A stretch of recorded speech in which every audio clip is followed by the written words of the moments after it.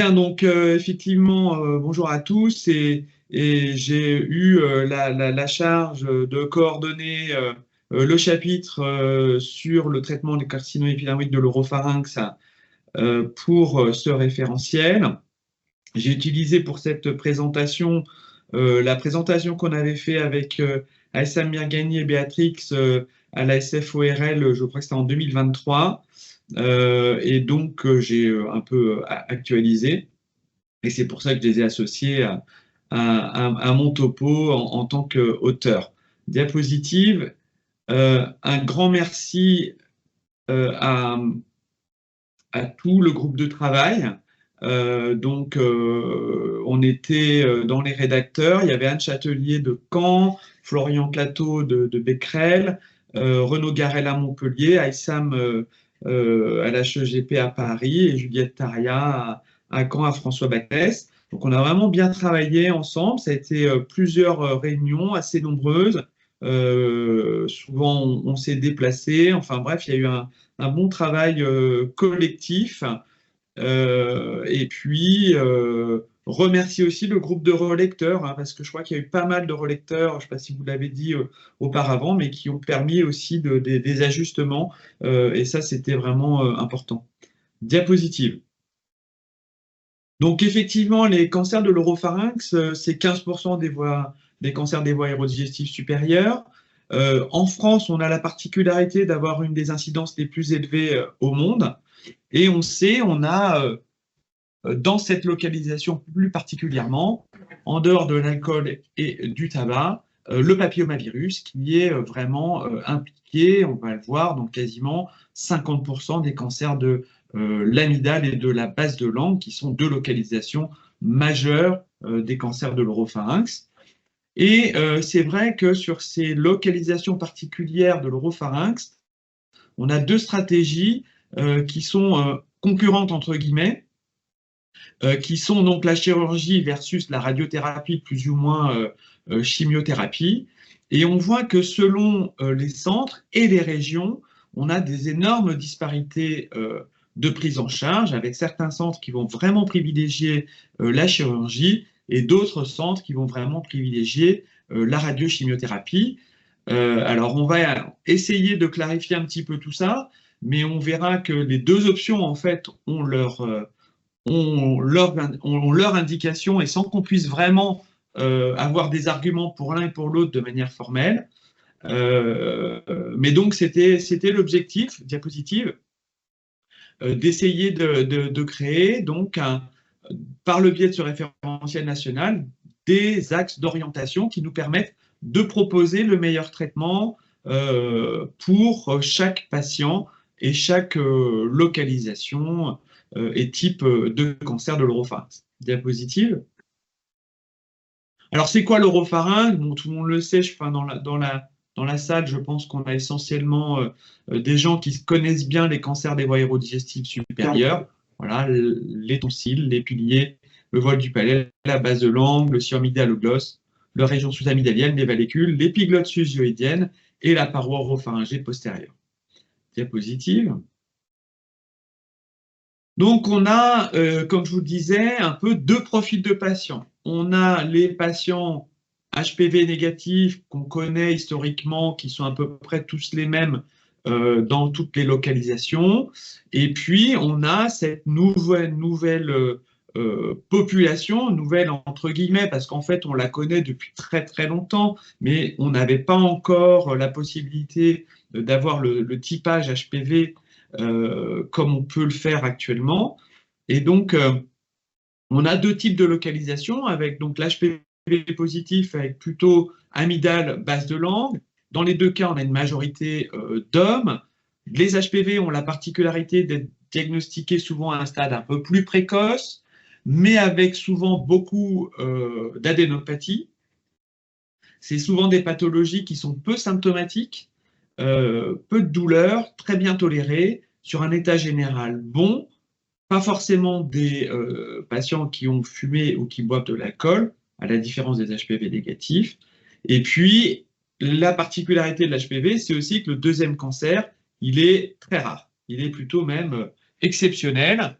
ce qui n'est pas le cas dans les non-HPV, où on a, comme dans tous les cancers des VADS, 10 à 15% de cas de deuxième cancer synchrone.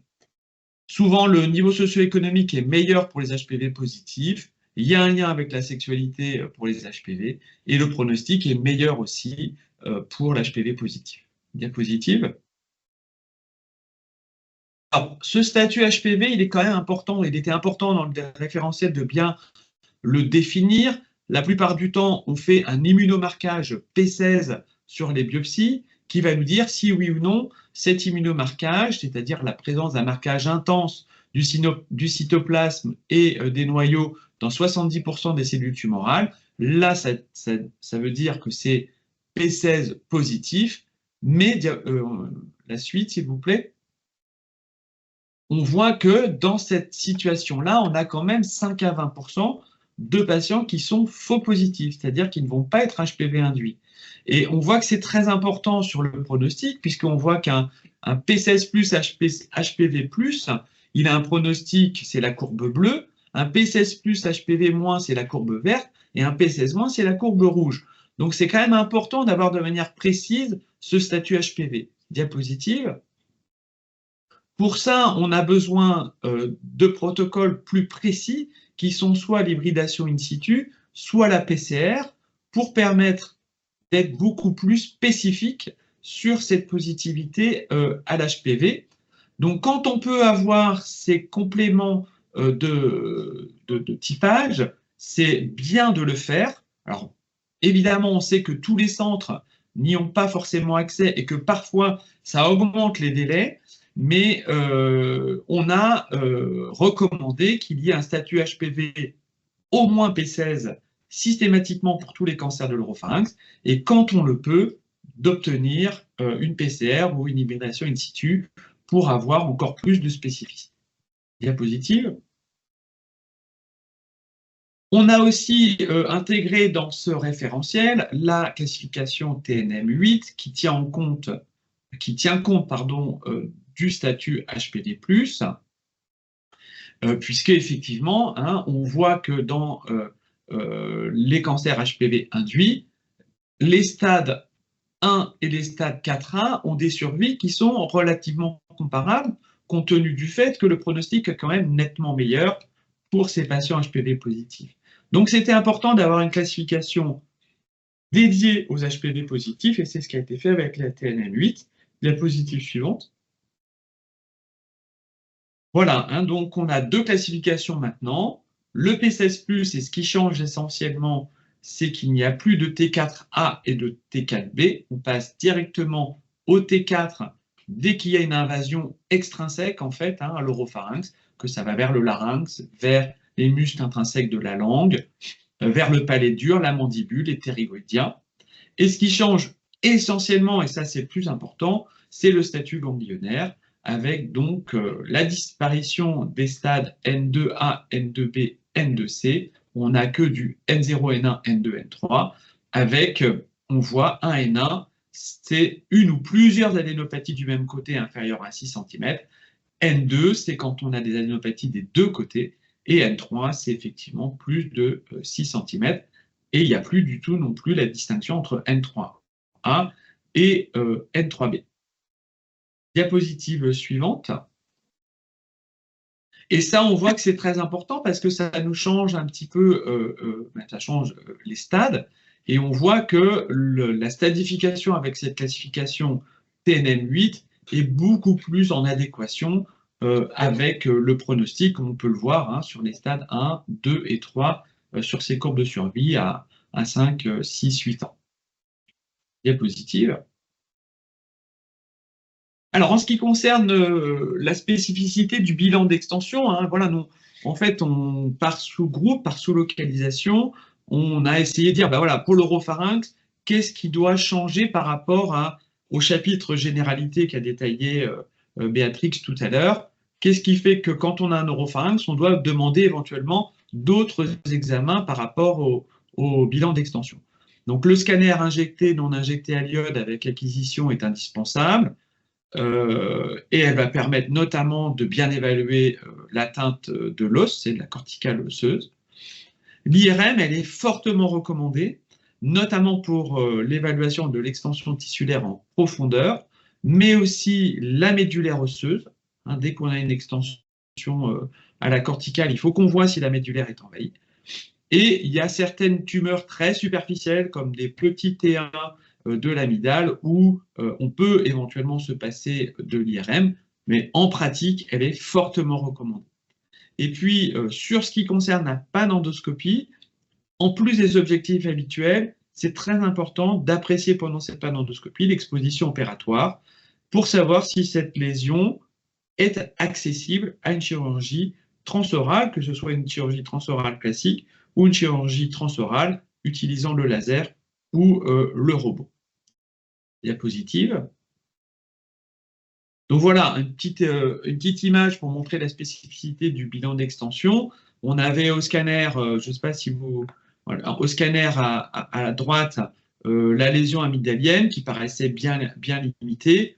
On demande une IRM et qu'est-ce qu'on voit sur l'IRM? Eh bien, qu'il y a une extension au muscle ptérygoïdien et qui fait que cette lésion qui était classée T2 sur l'imagerie au scan devient un T4 quand on demande l'IRM. Donc on voit que c'est quand même très important d'avoir ce complément d'imagerie pour ces cancers de l'oropharynx.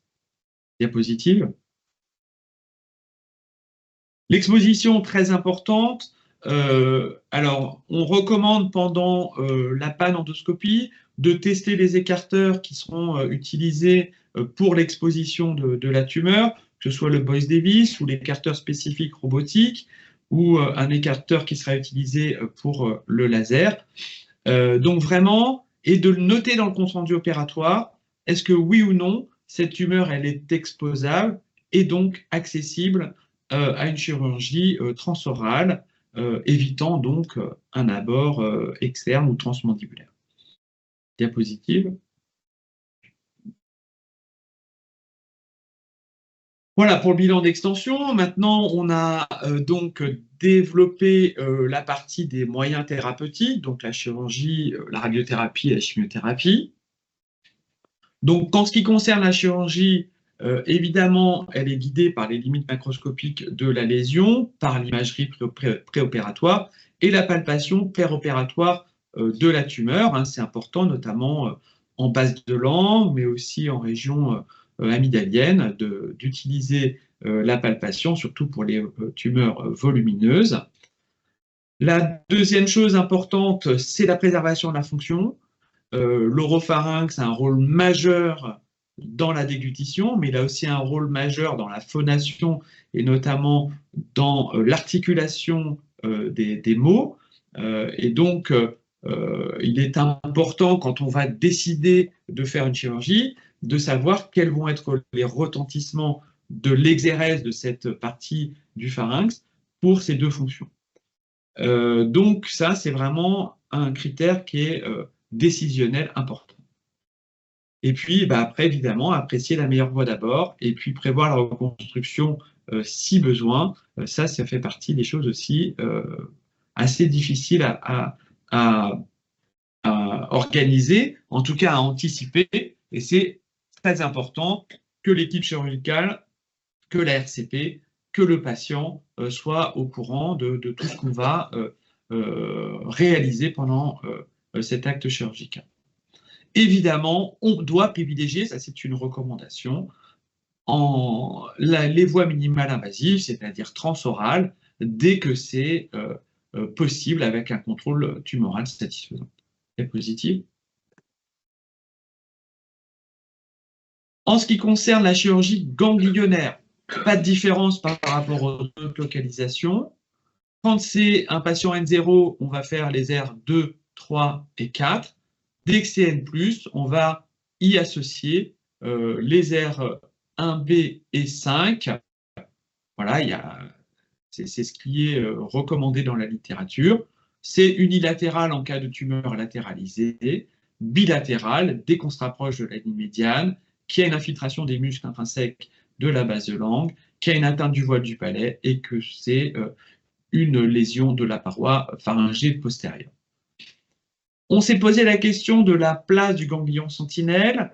Ganglion sentinelle, dans les publications, il y a très peu de cas de cancer de l'oropharynx, notamment sur l'étude de Renaud Garel multicentrique.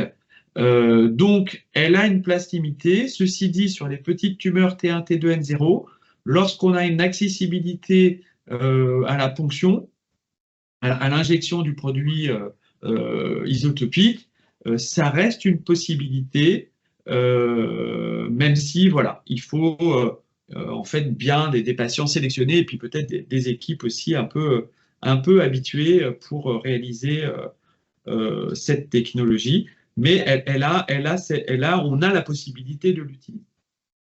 Diapositive. En ce qui concerne la radiothérapie, bon, on l'a déjà dit, l'IMRT est la technique de référence. En cas de tumeur localement avancée, on y associe une chimiothérapie avec du cisplatine haute dose. La radiothérapie cétuximab, c'est seulement en cas de contre-indication au platine. On l'a vu, il y a des études qui ont montré que la survie globale était inférieure. Et puis, la chimiothérapie d'induction, elle doit être proposée dans certaines tumeurs rapidement évolutives ou des volumineuses adénopathies N3 aussi avec une évolution rapide. Ça reste rare, mais on a tous des cas comme ça en RCP où on sait que rien que le temps de programmer la chirurgie, en 3 semaines, la tumeur risque d'avoir doublé de volume et donc ce n'est pas des bonnes indications. Il faut plutôt leur proposer une chimiothérapie d'induction. En ce qui concerne la désescalade des traitements pour les tumeurs HPV+, on n'a pas encore les résultats des différents essais cliniques en cours, et notamment l'essai PATHOS, qui est maintenant fermé, mais qui n'a pas encore le recul pour pouvoir publier les résultats. Donc, tant qu'on n'a pas ces résultats-là, eh bien, on peut faire des désescalades, mais dans le cadre d'essais cliniques. Donc, évidemment, ce sera à adapter. Hein, ces référentiels, tu le disais bien, Béatrix, ils doivent être remis à jour très régulièrement. À mon avis, pour moi, c'est au moins tous les 2 ans pour pouvoir s'adapter donc à ces nouveaux essais cliniques qui vont sortir dans les prochains mois, aux prochaines années. Diapositive. Donc, les indications à visée curatif, et bien évidemment, c'est la chirurgie et la radiothérapie. On n'a pas de preuves robustes qui permettent, dans les carcinomes de l'oropharynx, de départager ces 2 approches. On a des essais en cours sur les lésions débutantes, Best-of, Torphinx, qui n'ont pas encore donné leurs résultats. Et donc, on a quand même décidé d'essayer de proposer des orientations thérapeutiques, même si on n'avait pas de vraies preuves avec des essais randomisés phase 3. Diapositive. Donc, ce qui nous semble plutôt en faveur de l'utilisation de la radiothérapie, c'est les localisations initiales au voile du palais, l'aspect macroscopique avec des lésions très végétantes, hein, qui vont avoir une radiosensibilité souvent meilleure. Quand il y a un franchissement de la ligne médiane, pourquoi? Parce que la chirurgie, elle va être trop mutilante et on risque d'avoir des séquelles majeures en termes de déglutition et d'élocution. Dès qu'il y a des adénopathies rétropharyngées qui ne sont pas accessibles à une chirurgie ganglionnaire, et puis des suspicions de rupture capsulaire radiologique. Par contre, quand on n'a pas ces facteurs en faveur de la radiothérapie, et une tumeur plutôt localisée au amygdaloglosse, base de langue, paroi pharyngée postérieure, une lésion plutôt ulcéro-infiltrante, des extensions à la commissure intermaxillaire, au plancher buccal, une atteinte mandibulaire, et des ganglions soit de petite taille, N0, N1, soit N3 opérables, on va plutôt inciter à la chirurgie, qui sera dans un grand nombre de cas suivi d'une radiothérapie et éventuellement d'une radiochimiothérapie. Mais on a montré que dans ces lésions, souvent, la combinaison de la chirurgie et de la radiochimiothérapie permettait un meilleur contrôle de la maladie. Voilà. Mais après, évidemment, c'est des discussions cas par cas en RCP. Diapositive. Un arbre décisionnel qu'on a mis en place pour les T1, T2, N0, N1, évidemment, discussion en RCP. Pour les T1, T2, N0, N1, les 2 options sont possibles et si on a un N0, avoir tendance à proposer la chirurgie. Si on a une histologie favorable, c'est-à-dire une exérèse complète avec pas de ganglion ou en tout cas moins d'un ganglion atteint dans le curage, pas de rupture capsulaire, pas d'engainement périnerveux et pas d'embole, on va pouvoir proposer une surveillance. Et l'idée, c'est d'avoir un traitement monomodal, c'est-à-dire d'essayer de seulement opérer ces patients et que derrière, il n'ait pas en plus la radiochimiothérapie. Mais évidemment, si on a une histologie, si on a des critères défavorables, ils auront un traitement adjuvant, soit par de la radiothérapie seule, soit par de la radiochimiothérapie, selon les critères habituels. S'il y a des ganglions présents avant dans le bilan d'extension, évidemment, plus de un ganglion, on va s'orienter plutôt vers un traitement par radiochimiothérapie. Moins de 1 ganglion, on peut proposer une radiothérapie exclusive. Encore une fois, il nous arrive, nous, sur des ganglions uniques, bien localisés, sans rupture capsulaire à l'imagerie, de proposer aussi donc des T1, T2, N1, une chirurgie d'emblée. Et puis, après, on réévalue la situation une fois qu'on a les résultats histologiques définitifs. Diapositive. Donc, un petit cas clinique, hein, voilà, un monsieur âgé de 62 ans, une lésion de la loge amygdalienne droite, OMS 0, en excellent état général, une amygdale mobile, pas de trismus, une ouverture buccale normale, une endoscopie qui permet une exposition de bonne qualité, un petit tempêtement cervical de la zone 2A, des biopsies qui confirment c'est qu'un carcinome épidermoïde P16+, confirmé à l'hybridation in situ. Diapositive. Une IRM, un scanner bien sûr, et une IRM qui montre qu'il s'agit d'une lésion T2N1M0 avec une petite adénopathie de 2 cm de la zone 2A qui fixe au TET scan et qui n'a pas de rupture capsulaire à l'imagerie. Stade 1 à la TNM8, diapositive. Quelles sont vos propositions possibles? Je vous laisse 10-15 secondes de réflexion. Chirurgie sur le T2N suivi d'un traitement adjuvant selon l'histologie. Radiothérapie exclusive. Radiochimiothérapie. En cas de chirurgie sur la voie transorale est à privilégier. Une trachéotomie nécessaire en cas de chirurgie. Voilà, je vous laisse réfléchir rapidement. On ne peut pas voter, il n'y a pas de système. Donc, on peut faire un main levée si vous voulez. Comment? On peut faire un main levée si vous voulez. Si vous voulez. Donc, qui vote pour le A? Mais je ne vous vois pas. Hein, mais... On fait leur tour. Voilà. Une bonne partie. Le B. Que 2. 3. OK. Le C. Personne.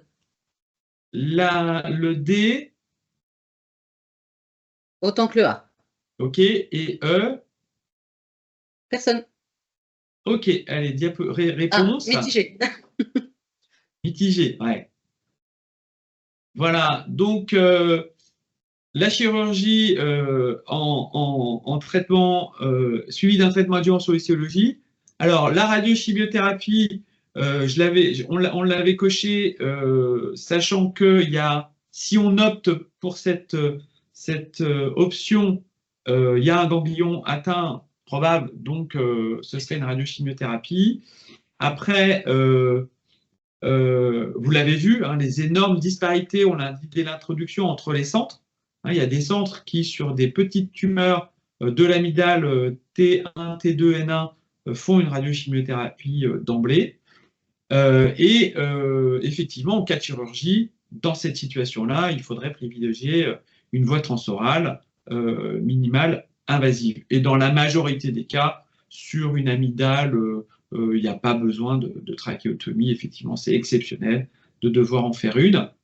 Donc voilà, l'intérêt qu'on voit ici dans ce cas clinique, c'est que si on a opéré notre patient avec une exérèse complète, que finalement sur le curage, il n'y a qu'un seul ganglion atteint et qu'il n'y a pas de rupture capsulaire, et ben c'est un patient qui va avoir qui va pouvoir avoir qu'une seule modalité de traitement, qui va éviter la radiochimiothérapie.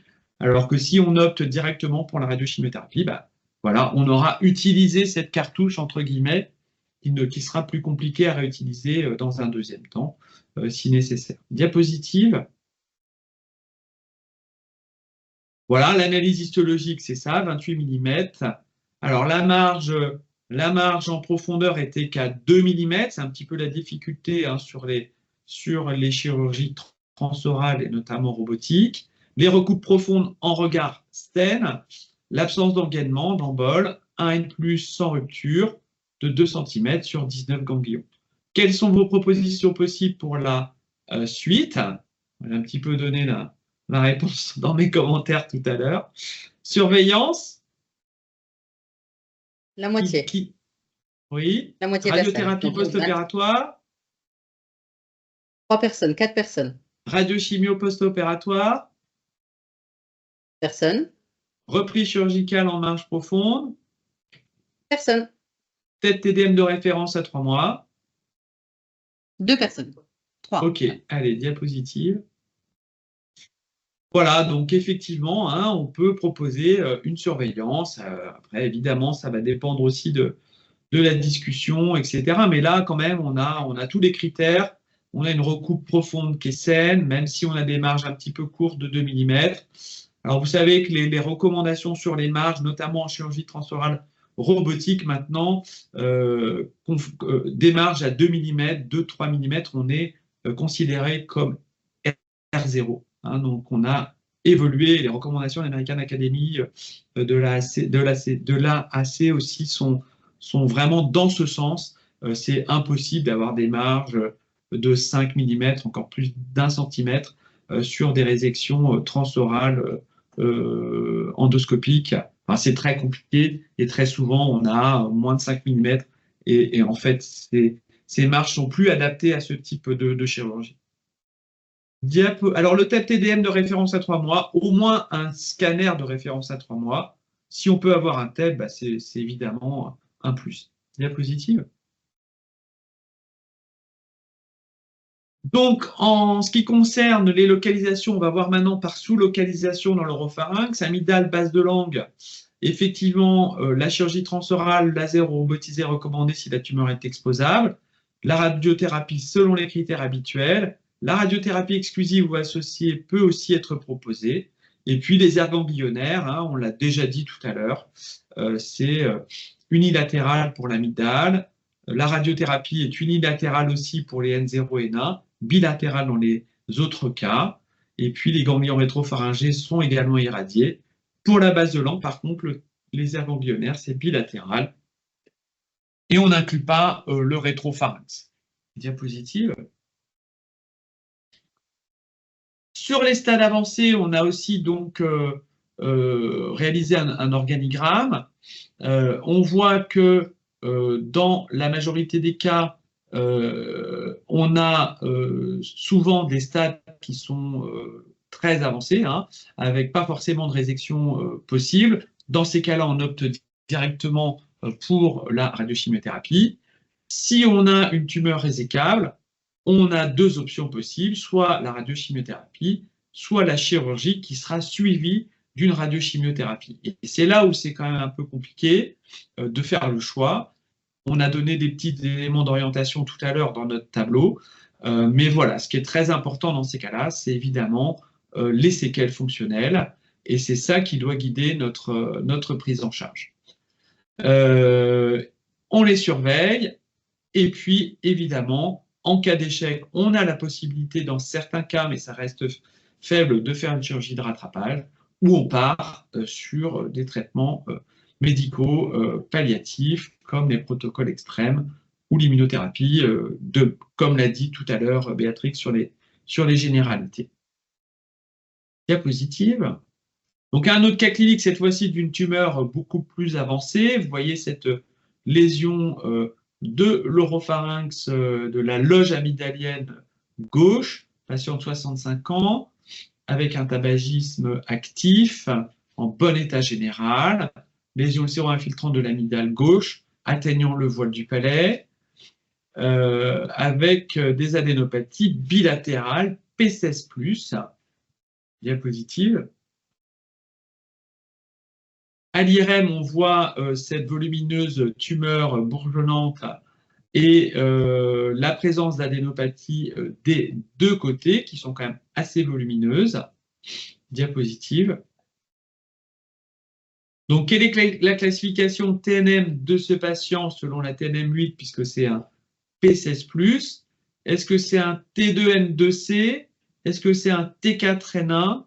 Est-ce que c'est un T3N2? Un T3N2B? Un T4N2? Donc, bon, on peut donner dès maintenant la réponse. Diapositive suivante. Voilà, donc déjà, c'est simple. Hein, tous les C, B, N2C, N2B, bah, ça saute hein, dans la classification TNM8. Là, on n'avait pas d'extension extra-pharyngée, d'extension vers le larynx, vers les muscles profonds de la langue, donc on reste sur un T3. Par contre, il y a des adénopathies bilatérales, donc c'est T3N2. Diapositive. Quelles sont les propositions possibles? Donc, chirurgie TN, plus ou moins traitement adjuvant sur histologie, c'est A. Qui vote pour ça? Une personne. Radiothérapie exclusive? Une. Radiochimio? Tous? Chimio d'induction? Non. Et inclusion dans un essai clinique? Tous, j'imagine tous. Un quart, même pas. Ah, même pas. Allez, réponse, effectivement. Hein. Là, on voit qu'on a une lésion qui est quand même très volumineuse, avec une chirurgie qui nécessiterait une grosse résection du voile du palais, une grosse résection de toute la loge amygdalienne. Même avec une reconstruction, on aurait quand même des séquelles importantes avec un P16+, qui sera probablement radiosensible. Donc voilà, et puis évidemment, si on a un essai clinique, il ne faut pas hésiter à l'inclure. Diapositive. Un mot sur le voile du palais, justement. Il faut vraiment penser à les séquelles, hein, la rhinolalie, les troubles de déglutition avec remontée d'aliments dans le nez, les fausses routes secondaires, les pneumopathies d'inhalation. Donc voilà, il faut vraiment limiter cette chirurgie au T1, T2. Dès que c'est du T3, T4, c'est radiothérapie première en traitement de choix. Et puis penser aux ganglions des deux côtés et aux aires rétropharyngées. Diapositive. Un mot sur les récidives. Quand on peut les rattraper chirurgicalement, c'est la référence. On va réussir à contrôler les maladies dans à peu près 40% des cas. Donc c'est quand même pas souvent, mais quand on peut le faire, il ne faut pas hésiter. La radiothérapie, si tumeur inopérable, voilà, quand c'est possible. Et puis, évidemment, la chimiothérapie palliative et les soins de support qui sont importants. Un mot sur les récidives, les HPV plus inopérables. Le pronostic est meilleur, souvent aussi lié au fait que l'état général du patient est meilleur. Pas de sensibilité accrue à la chimiothérapie. Et puis, on a les essais d'immunothérapie en cours à suivre. Diapositive. Donc, pour conclure, bilan initial, le scanner, mais aussi l'IRM, la panendoscopie pour apprécier l'exposition, le statut HPV, si possible en réalisant une PCR, la classification TNM 8, les stades précoces, on va privilégier un traitement très local et avec soit la chirurgie, soit la radiochimiothérapie, sans avoir la vraie possibilité de départager entre ces deux indications. Les stades avancés, s'ils sont opérables, chirurgie puis radiochimiothérapie. S'ils sont non opérables, radiochimiothérapie. Les ganglions, pareil. Le ganglion sentinelle a une place limitée. On n'a pas encore de possibilité de faire de déflation de radiothérapie en dehors des essais. Et puis, la récidive, on doit privilégier la chirurgie lorsqu'elle est possible. On a, vous savez, 2 essais dont on attend les résultats, enfin un dont on l'a déjà, c'est la Keynote 689 sur le pembrolizumab en induction, qui semble montrer quand même un intérêt pour les tumeurs à des stades localement avancés, avant la chirurgie. Et puis le niveau post-op sur l'intérêt d'un entretien par du nivolumab chez nos patients opérés, qui semble aussi montrer un bénéfice en termes de survie. Les résultats seront présentés à l'ASCO, donc on ne les a pas encore. Mais on voit bien que, ce que je disais tout à l'heure, ça progresse. On a des protocoles qui apparaissent avec des résultats tout à fait pertinents et qu'il va falloir les intégrer dans la mise à jour de ce référentiel. On voit que les choses avancent vite. Donc, évidemment, à suivre dans les prochains mois et prochaines années. Voilà, merci de votre attention.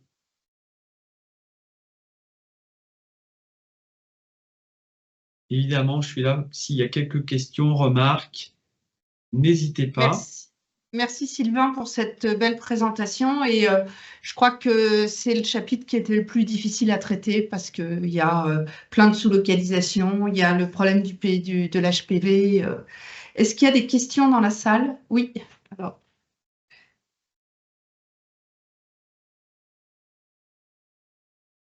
Oui, bonjour, merci professeur. Question, pensez-vous qu'en 2025, avec le progrès des techniques chirurgicales transorales, attendez, je ne vous entends pas bien. Y aurait-il, selon vous, encore une place en 2025 pour les mandibulotomies d'exposition au vu des progrès maintenant des techniques transorales? Moi, je pense que non, mais je souhaiterais votre avis. Alors, clairement, je crois que je n'ai pas fait de mandibulotomie d'exposition depuis une dizaine d'années. Donc, ça montre bien que cette chirurgie de mandibulotomie d'exposition, on peut s'en passer. Je crois que je l'ai fait une fois ou deux en rattrapage, c'est-à-dire que c'était une récidive post-radique et dans ces situations-là, évidemment, ça peut être utile. Mais non, pour moi, sur des localisations accessibles à une voie transorale, il faut le privilégier. C'est ce qu'on a dit dans le référentiel. Après, évidemment, tout le monde n'a pas accès au robot, tout le monde n'a pas non plus l'expérience d'une chirurgie transorale, même sans le robot.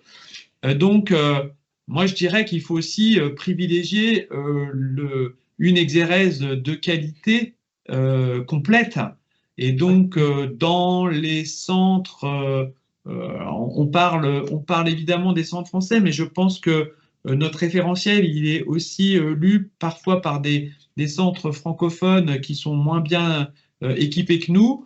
Et donc, voilà, il ne faut pas non plus être extrémiste. Et si une mandibulotomie peut être réalisée et permet une chirurgie de bonne qualité, évidemment, il faut la faire plutôt que de faire quelque chose qui sera moins bien par voie transorale.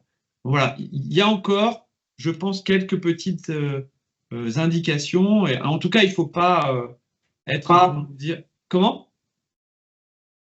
Non, il n'y a pas personne. Voilà, il ne faut pas être extrémiste, quoi. C'est-à-dire que l'intérêt, c'est vraiment de faire une chirurgie complète et carcinologique. Mais effectivement, c'est une intervention qui diminue considérablement en nombre d'actes réalisés, quoi. Sur des très grosses tumeurs très postérieures, notamment des sillons amygdaloglosses, de temps en temps, on n'a pas le choix. Et effectivement, surtout en rattrapage, où on a une limitation de l'ouverture buccale qui empêche de faire le geste endobuccal. Mais je pense qu'il faut effectivement être en limite saine, quoi. C'est surtout ça.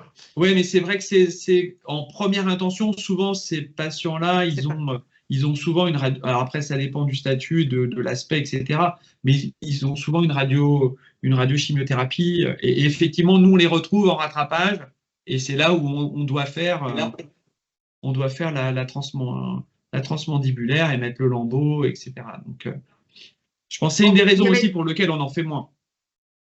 Il y avait une deuxième question. Oui, là-bas. Bonjour, merci. J'ai une question sur les marges. Parce que 2 mm, c'est vrai que ça me semblait limite. Vous considérez R0 sans autre vecteur de mauvais pronostic à partir de combien en marge? Parce que ça, nous, on discute beaucoup. Ouais. Là, je suis en train de reprendre. On est en train de reprendre toute notre série de patients opérés avec un de mes internes et sur justement l'analyse des marges des patients opérés par voie transorale robotisée. quand on a 2 mm de marge, c'est bien, quoi. Je veux dire, on a déjà des marges qui sont considérées comme satisfaisantes. De toute façon, moi, je fais des recoupes systématiques tout autour de la tumeur. Donc, évidemment, il faut qu'en regard, on ait toutes nos recoupes qui soient saines. Mais voilà, et les recommandations de l'ACC ont diminué clairement les marges pour considérer qu'on est R0 sur la chirurgie robotique. Je crois qu'ils ont mis 1,5 mm. Mais bon, moi, je pense que quand on est à 2-3 mm, on considère qu'on est R0 sur une chirurgie robotique. Sur une amygdale, si vous voulez avoir 5 mm de marge, avec la rétraction des tissus, la rétraction du muscle, il faut aller au contact de la carotide interne.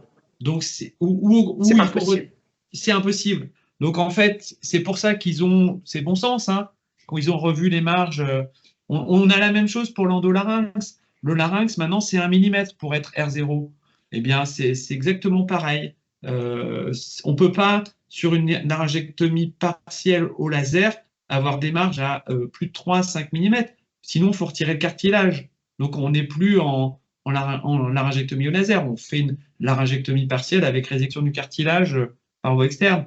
Donc, voilà, les marges ont été, sont beaucoup plus petites maintenant pour se considérer comme R0. Et c'est ce qu'on peut reprocher aux essais qui ont été faits, comme l'essai Orator, où ils mettaient, je crois, des marges plus de 5 mm, ou même, on me demande si ce n'était pas 1 cm, pour ne pas avoir un traitement complémentaire par de la radiothérapie post-opératoire, et ce qui explique que tous les patients, voilà, ce n'était pas réaliste, et quasiment tous les patients traités au robot ont une radiothérapie derrière. Donc forcément, les suites fonctionnelles étaient moins bonnes dans le groupe robot par rapport au groupe radiochimio, quoi. Voilà.